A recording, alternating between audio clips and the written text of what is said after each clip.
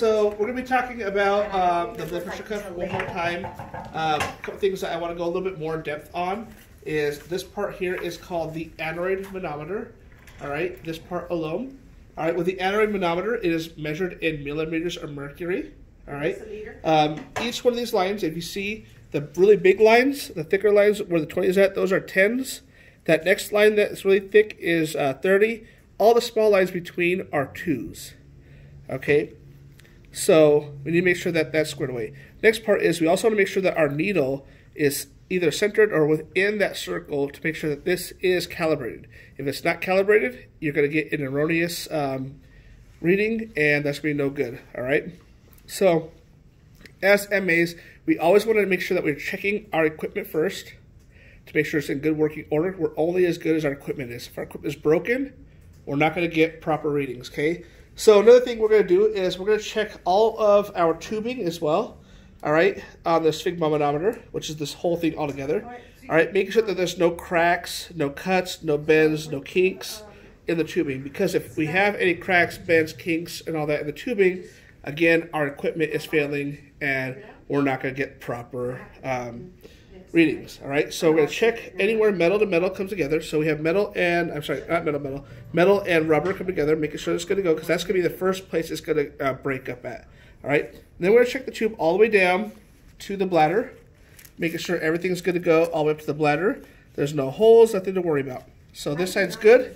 Then we're going to take this side here, checking it up and down for any kinks, cracks, cuts, holes.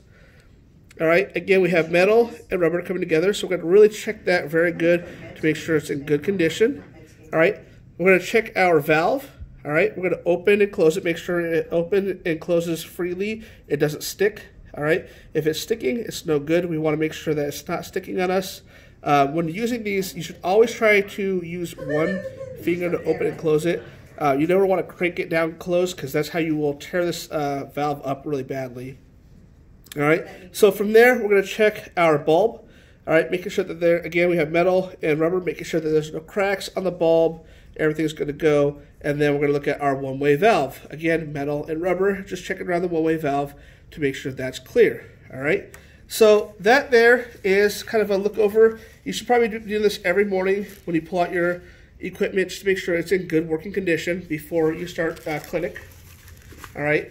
Another thing too is when you pump these up, all right, and you have to go, when you use them on a patient, you always want to make sure that they have no air. Now the key thing is when you open it up, open it all the way up, okay, but don't just smash down on this thing.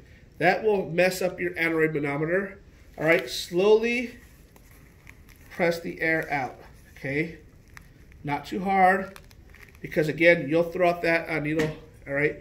And you don't want to do that to yourself. That's a lot of headache. So you have to buy a whole new aneroid from some places, or a whole new blood pressure cuff. All right. The next part is we're going to be looking at a stethoscope. All right. So this one is a really nice Littmann. I believe it's a Classic 2, right? Or 3. Classic 3. All right. Some of you guys don't have these, but all of these kind of work about the same. All right. So here is the bell. We're going to just check the bell first. Make sure that this is not cracked at all, and this side is not cracked at all either. All right, these are the diaphragms. Making sure the diaphragms are in good working condition. Also, I want you to know that the bell does move. All right, so it opens one side, closes the other, vice versa. Opens this side, closes this side. All right, very important to know that the differentiation. This is probably one of the key things that students mess up on, is they have the wrong side open, and they're like, I can't hear.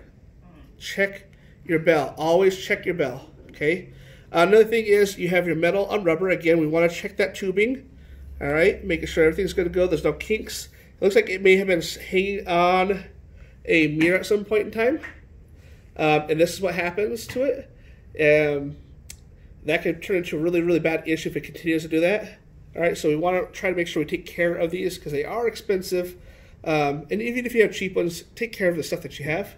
All right, again, metal on rubber, we're going to check to make sure that that's going to go. Make sure our ears are on. All right, and now one thing I want you to notice on here, all right, is she already has taken hers and bent them outwards. All right, the adult ear canal runs this way.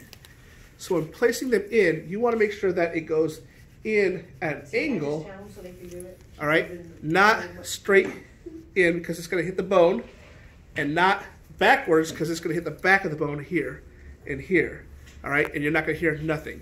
So between this not being put right and this not being checked, right, that's where most students mess up and they can't hear blood pressures, all right, and that'll do it.